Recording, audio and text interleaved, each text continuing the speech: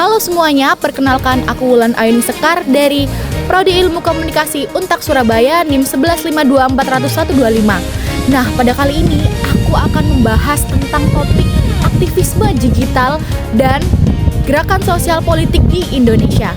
Saya memilih topik ini karena perkembangan teknologi dan media sosial telah mengubah cara masyarakat menyampaikan aspirasi politik. Saat ini, masyarakat tidak lagi hanya menyuarakan pendapat melalui demonstrasi langsung, tetapi juga melalui platform digital seperti Instagram, X, TikTok, dan YouTube.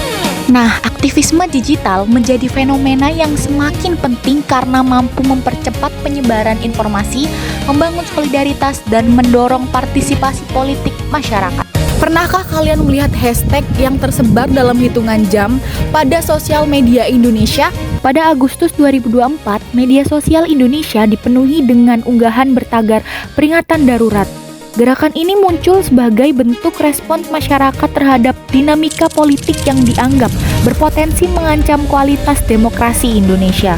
Fenomena ini menunjukkan bahwa media digital tidak hanya menjadi sarana hiburan, tapi juga menjadi arena politik baru bagi masyarakat untuk menyampaikan aspirasi dan membangun gerakan sosial. Lalu, apakah aktivisme digital seperti ini benar-benar mampu mempengaruhi politik Indonesia atau hanya sekedar tren sesaat di media sosial? Menurut jargon Habermas, ruang publik adalah tempat masyarakat berdiskusi secara terbuka mengenai isu yang berkaitan dengan kepentingan bersama. Dalam konteks saat ini, media sosial berfungsi sebagai ruang publik digital. Masyarakat dapat menyampaikan kritik, bertukar informasi, dan membangun opini publik tanpa harus bergantung pada media konvensional. Gerakan peringatan darurat menunjukkan bahwa bagaimana ruang digital dapat dimanfaatkan untuk memperkuat suara masyarakat secara cepat dan luas. Namun Habermas juga menekankan pentingnya diskusi yang rasional. Tantangannya adalah media sosial sering dipenuhi informasi yang belum tentu valid, sehingga kualitas diskusi publik dapat menurun. Teori agenda setting menjelaskan bahwa media memiliki kemampuan menentukan isu apa yang dianggap penting oleh masyarakat. Pada kasus peringatan darurat, media sosial berhasil menjadikan isu demokrasi sebagai perhatian utama publik. Ketika jutaan orang membicarakan isu yang sama, media massa mulai memberitakannya secara luas. Akibatnya, perhatian masyarakat meningkat dan isu tersebut menjadi agenda publik yang tidak dapat diabaikan oleh para aktor politik. Hal ini menunjukkan bahwa di era digital, agenda setting tidak hanya dilakukan oleh media massa, tetapi juga oleh masyarakat melalui media sosial. Menurut saya, aktivisme digital telah memberikan kontribusi positif dalam meningkatkan partisipasi politik masyarakat, terutama generasi muda.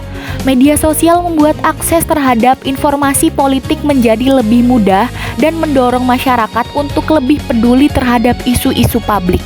Namun, ada beberapa kelemahan yang perlu diperhatikan. Pertama, tidak semua partisipasi digital menghasilkan perubahan nyata dalam kebijakan publik. Oleh karena itu, diperlukan keseimbangan antara partisipasi digital dan tindakan nyata agar tujuan gerakan sosial dapat tercapai secara lebih efektif.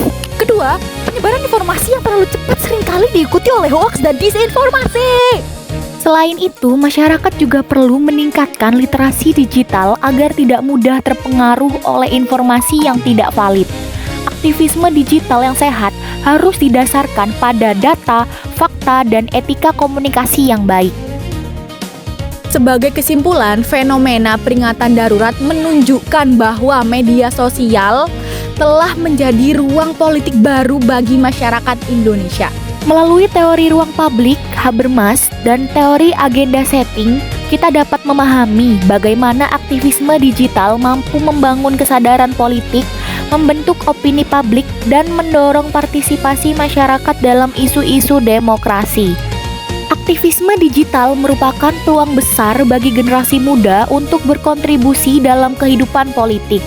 Namun partisipasi tersebut harus dilakukan secara kritis, bertanggung jawab, dan berbasis fakta agar dapat memperkuat demokrasi Indonesia di masa depan. Terima kasih dari saya, sampai jumpa.